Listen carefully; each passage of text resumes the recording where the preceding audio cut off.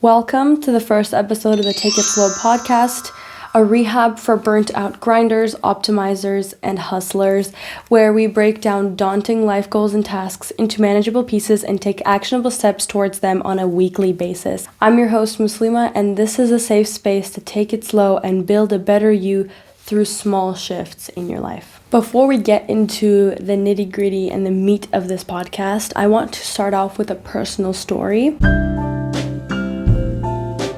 This isn't really sad. It's more like something that if you can relate to, this is definitely a spot where you should hang out. I am the oldest daughter of an immigrant family. We moved to the US when I was very young, and as other oldest daughters can relate, or only daughters can relate, there is such a big pressure on you to be perfect, to get the great grades, and to get into a great school, and to get a great job, or else the world will fall apart.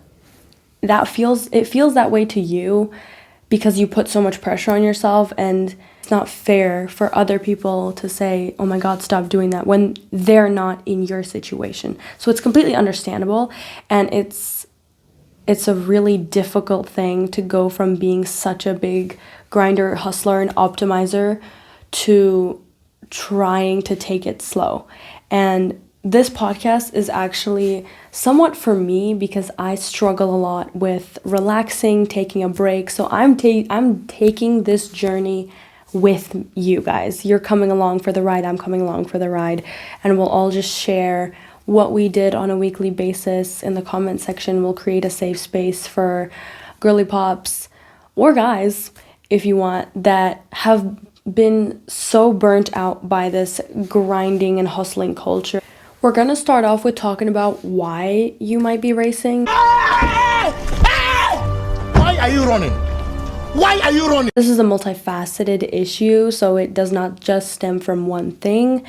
But I think the biggest contributor to your hustling and your grinding and your nonstop optimization is your hatred or embarrassment of your current self. The position that you are currently in, and how much you hate it, or how embarrassed you are of yourself or of your position. This is a very strong feeling. Fear is such a good motivator to get out of certain situations.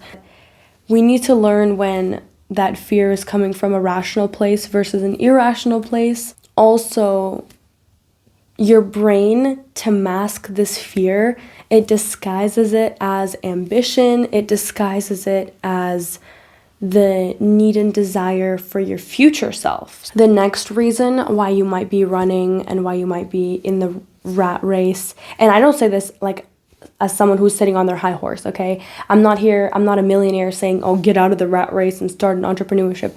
That's not the rat race I'm talking about. I'm talking about the rat race of constantly trying to optimize yourself as if right now you do not deserve to sit and enjoy the little luxuries in life. You think you don't deserve rest, you don't deserve love and appreciation, and you don't deserve anything good that you're getting out of life currently. You're like, oh, I need to work.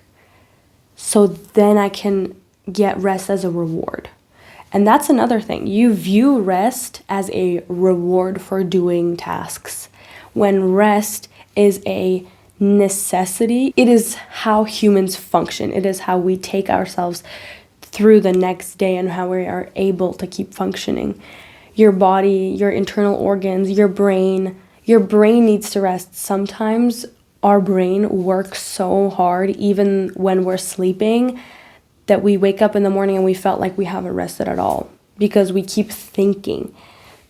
Even as an example, the idea of starting this podcast came to me yesterday at 1:30, 2 a.m. And I got on my computer and I started typing this stuff out. So even I am not immune. Obviously, no one is immune to this, but your brain keeps working. It keeps taking little pieces and time out of your rest so that you feel, sleep deprived, you feel mentally exhausted, burnt out, stuff like that.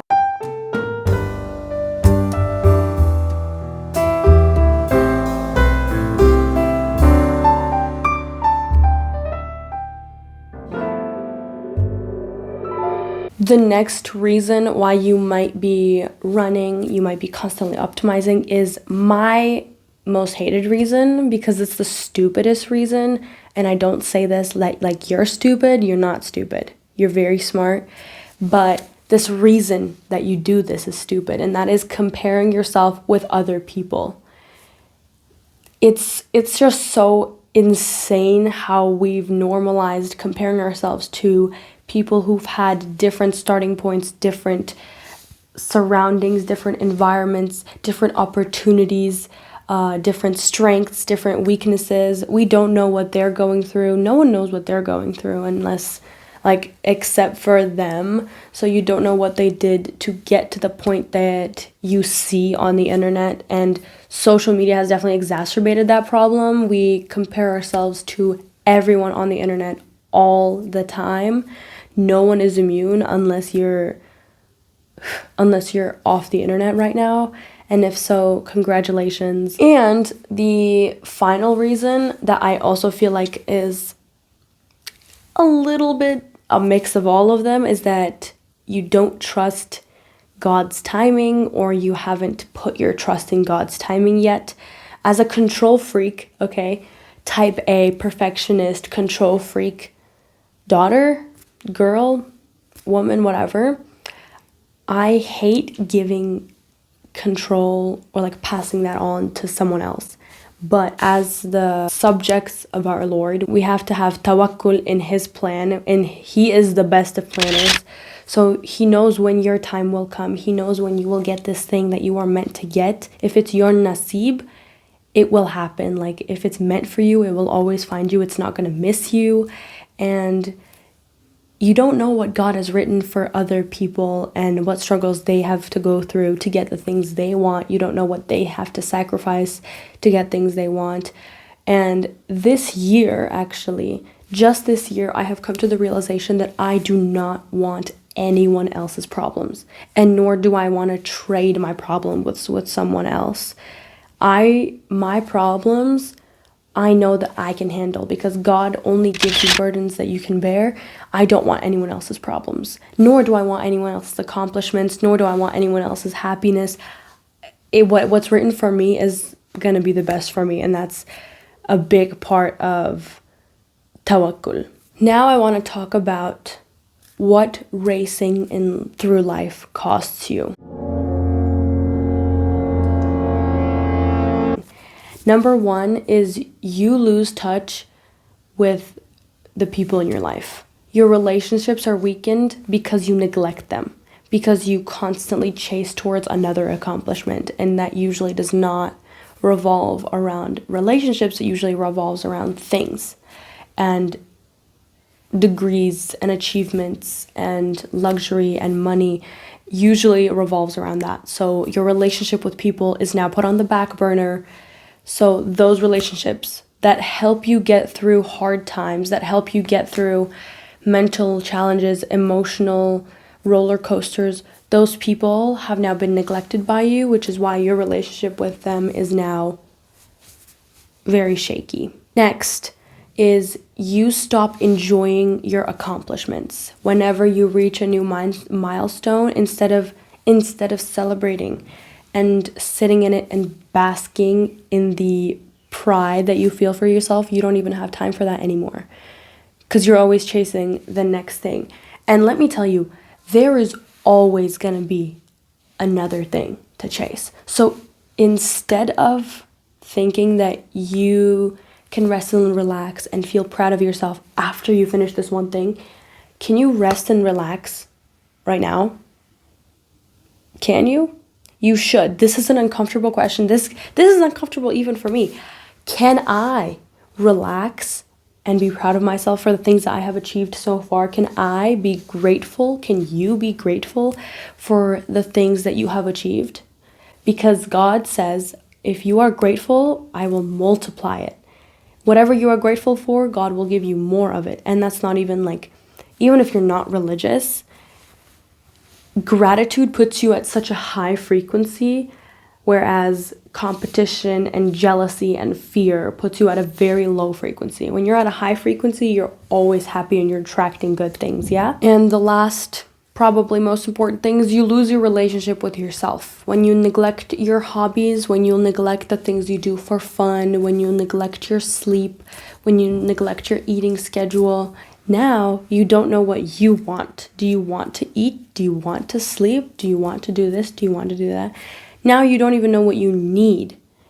You don't even know what you like. Do you like this hobby? Do you not like this hobby? Are you good at it? Are you not good at it? Does it matter? What most of us want in this life is to build a life that we are proud of and that we can finally say, wow, I can rest now. I deserve rest. I can relax. I can slow down. I haven't achieved enough. I am worthy. But that's not how life works. There will always be someone one step ahead of you. So rest must be built in to your life. Rest, relaxation, appreciation, that stuff must be built into your life so that you don't get burnt out all the time. So what is factory mode? In my definition, factory mode is you before the comparison, before life turned into a game to optimize, before all the social pressure to be perfect, and before self-optimization. That is factory mode. We have to reset to factory mode because you have been bombarded with so many people telling you what you should do and what add-ons you should have and what this and this and this and this. Go back to standard default factory mode before you were taught these things. And going rogue, which is the next thing, it means be rebellious. In the time of hustling and grinding, in the time of constantly optimizing and constantly hustling, be rebellious and slow down. Choose a different path. Choose a path that is paced, steady, slow. It's boring. It might be boring. It probably is boring, but it's also less daunting because you build your future self baby steps, one day at a time. The quote, just be 1% better than yesterday, gives me chills. Right now, in this day and age, you feel like you have to be 20% better every couple hours. You have to feel like you mega super fastly evolve. Evolution actually happens within generations, okay? What we say in the social media of evolving and stuff like that, that does not happen to a single individual. In biology, evolution happens through centuries and thousands of years, millennia. That's how we get evolution, not from a single person. An individual cannot themselves evolve biologically. So why are we putting so much pressure on ourselves to evolve so fast? In one lifetime, we want to evolve into this and want to evolve into this, and then we want to have multiple evolutions in one lifetime when that is biologically not even possible. So let's take it slow and let's give ourselves grace. Okay, let's give ourselves grace, especially the people who have been so burnt out by optimization culture. It's really satisfying too when it rebounds. Look at this, guys. My sister made me a capybara watermelon squishy. Y'all,